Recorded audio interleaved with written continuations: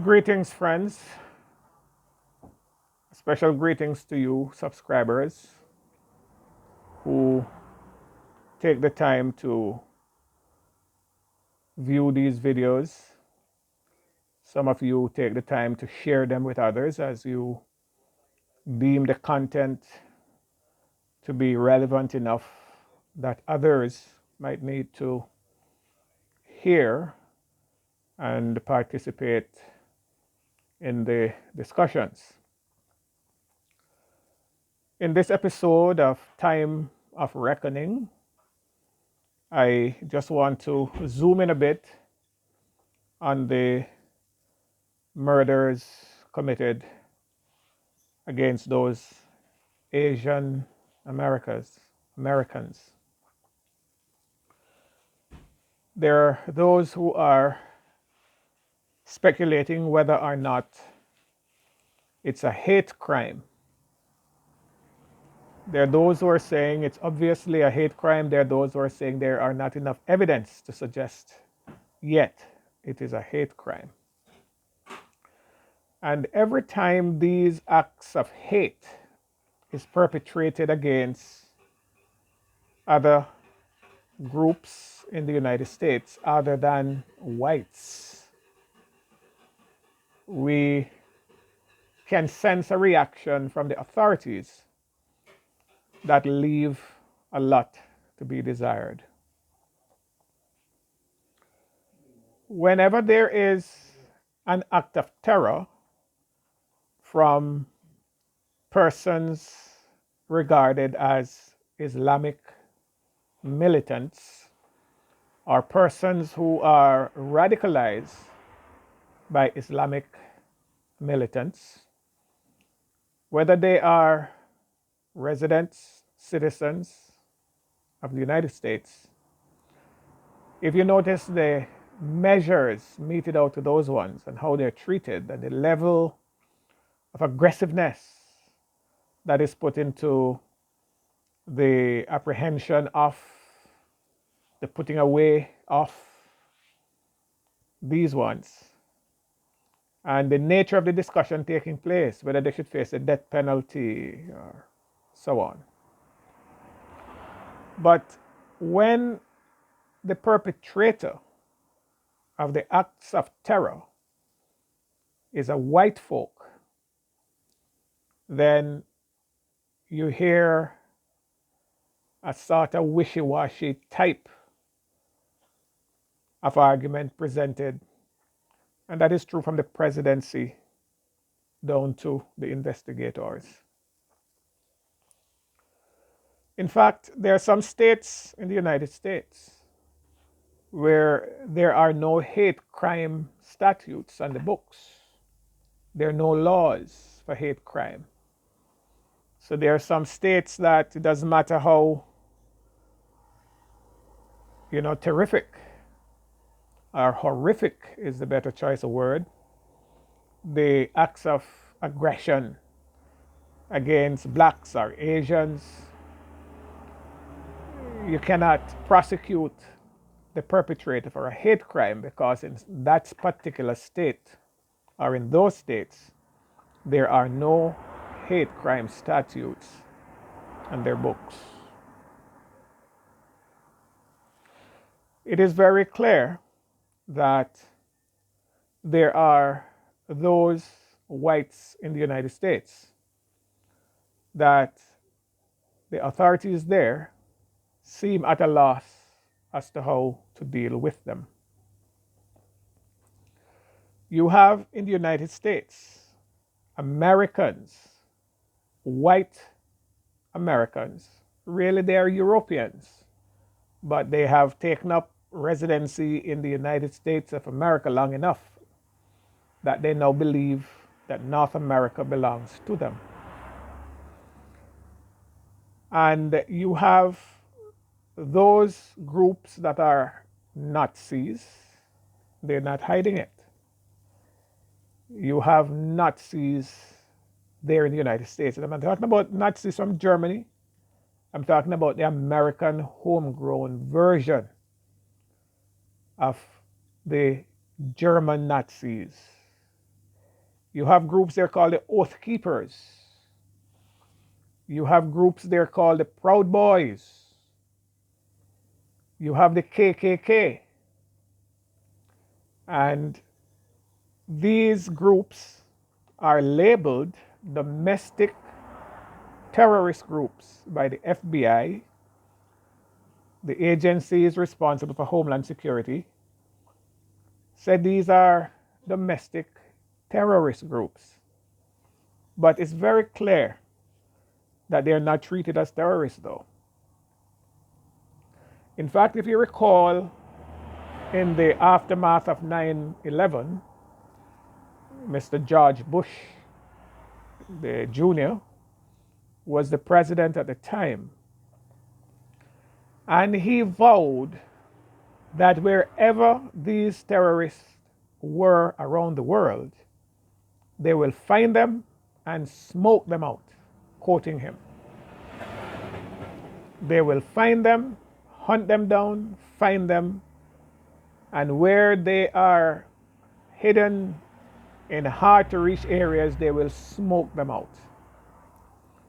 Hence, the war in Afghanistan and the war in some parts of Africa, the war in Iraq, the war that is hot and cold against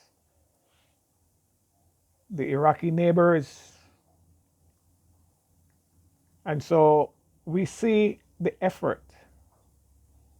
Sometimes when you hear about Afghanistan, you would feel almost that it is next door to the United States of America.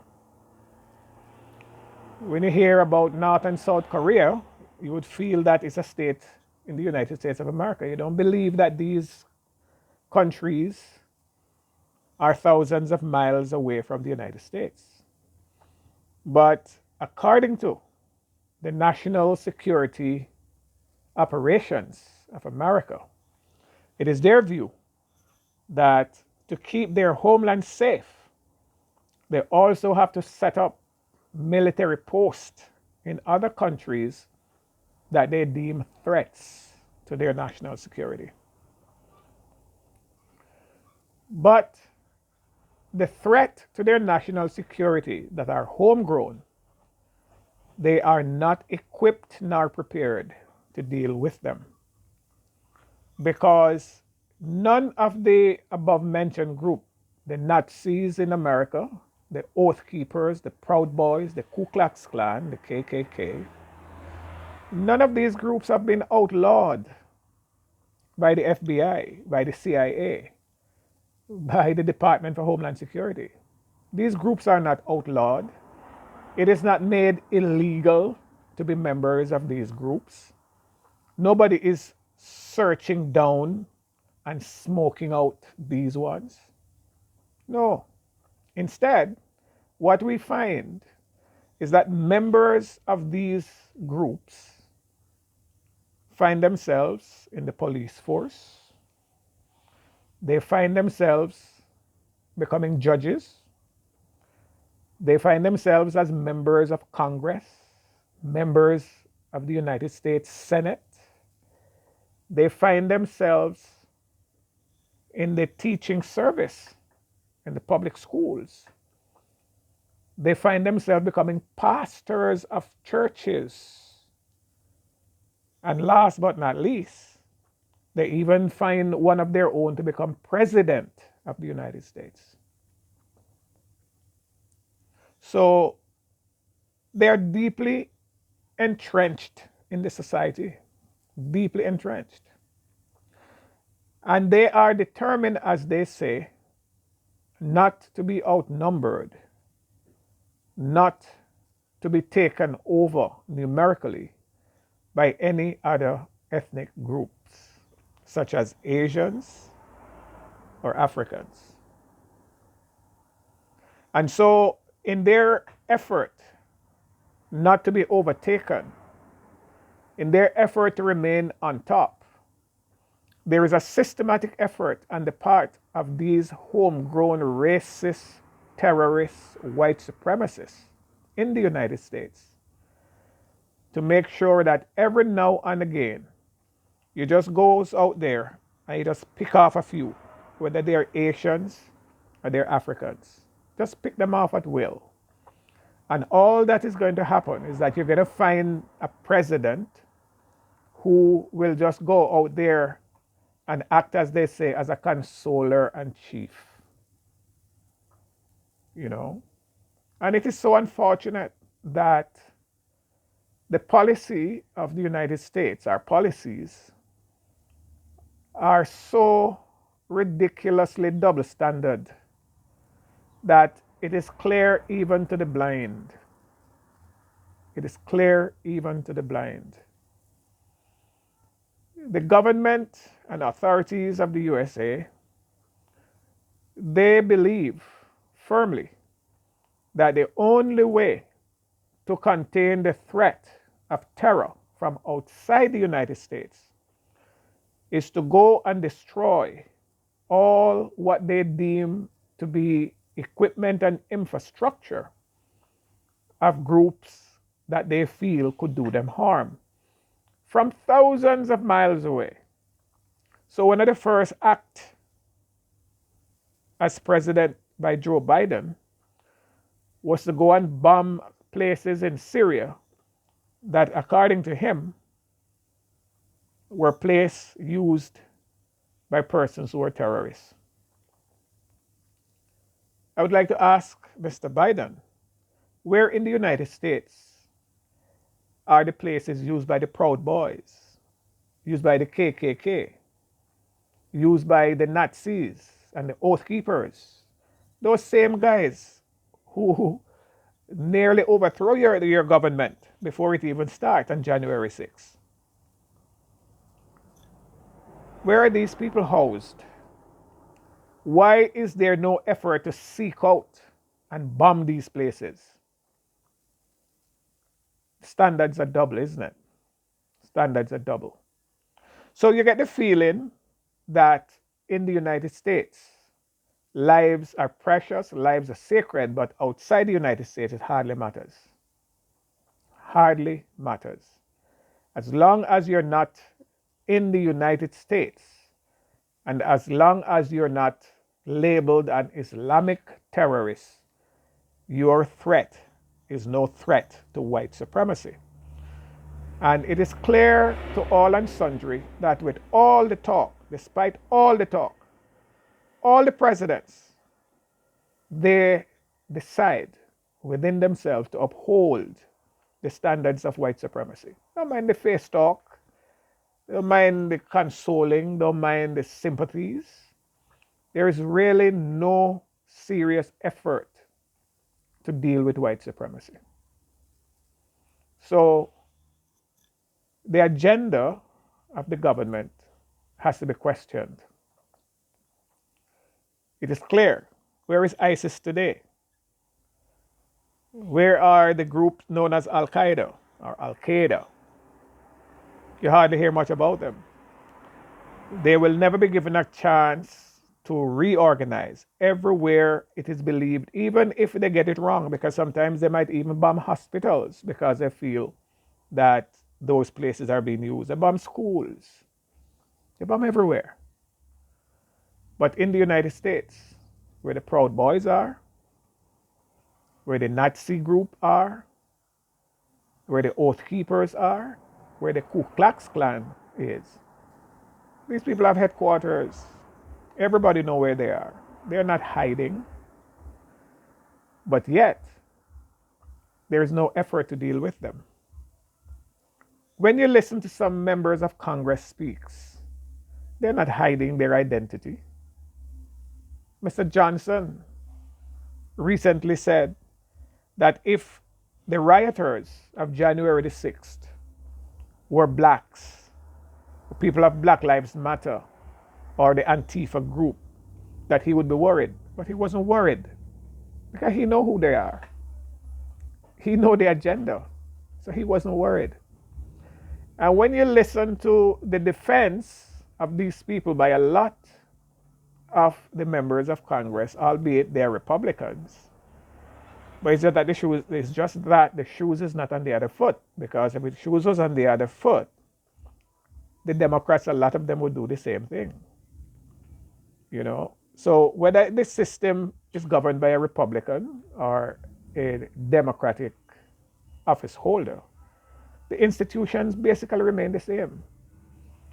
You know, I listened yesterday to the vice president herself, a mixture of Asian and African, repeat so concisely the history of the wickedness of the white supremacist system in America, where Japanese soldiers, Korean soldiers, who worked hard in the United States to save their lives were treated as second class just because they're not white. Let me just say, though, that this is a wake up call even for the Asians because of their brown skin. A lot of them feel that they're white, you know. In their country, they treat blacks the same way that the whites treat them. They only wake up to soberness when they live among the whites because the whites will never accept them either. So you will see people putting up placards saying Asians and Black Lives Matter. They will only choose to side with Black Lives Matter when their lives are being threatened, you know. But in their own countries, you go into their own countries and see how blacks are treated, you know. Effectively, they do the same thing to blacks in their country as the whites are doing to them in the United States. But that does not justify white supremacy, though. But it's a wake up call. You know, we find that as long as we are of another ethnic group, black, Indians, Chinese, Koreans, Japanese, they call them Asians. But as long as you're not white, we are either going to hang separately or we're hung together. But white supremacy will spare no effort to make sure that they remain dominant in their space, even if they thief it and call it theirs. The world has to seriously look at itself and ask, how are we going to get out of this? You know? Needless to say that the Oath Keepers, the Proud Boys, the Nazis, the Ku Klux Klan, their core values and principles are very well known. They want a white world. They want a world all for themselves. And you ask if that is what they want, those in North America, that includes Canada and the United States, why they don't go back to the various countries in Europe where they originate? Because they're not Americans. They're not. It is widely known that if a pig were to litter or give birth to piglets in a cow pen, that doesn't make those pigs cows. So it doesn't matter how long the Europeans are in North America, they can't be Americans. They're not. But yet they thief the place, treating it as if it's their own, marginalize the natives, and decide to marginalize all other ethnic groups who migrate there, though they are migrants themselves. You know? And so the world has to seriously take a look at whether or not it is to our advantage to keep fighting people or to go and build what we want in our own space. You know, because nature has made life so even that it has given every single human being a space on this planet where they originate. So black people, there's more room than you need on the continent of Africa. The Europeans need to know the same thing if they go back to Europe. The Asians, the same thing. You know what? Because of greed and human selfishness, we have all these problems. We are determined, as far as we can see, to change that. But at what cost? That's the big question. At what cost are we trying to change that divine arrangement where everyone should be under their own vine and their own fig tree? But if we decide, no, I want your vine, I want your fig tree, it perhaps might work, but at what cost? Let's focus a bit on the cost. How many more are going to go so senselessly? I await your feedback as usual. Thanks for viewing. And if you have not yet done so, hit the subscribe button. And those who you think this information can be of benefit to, please share. Until the next time, so long.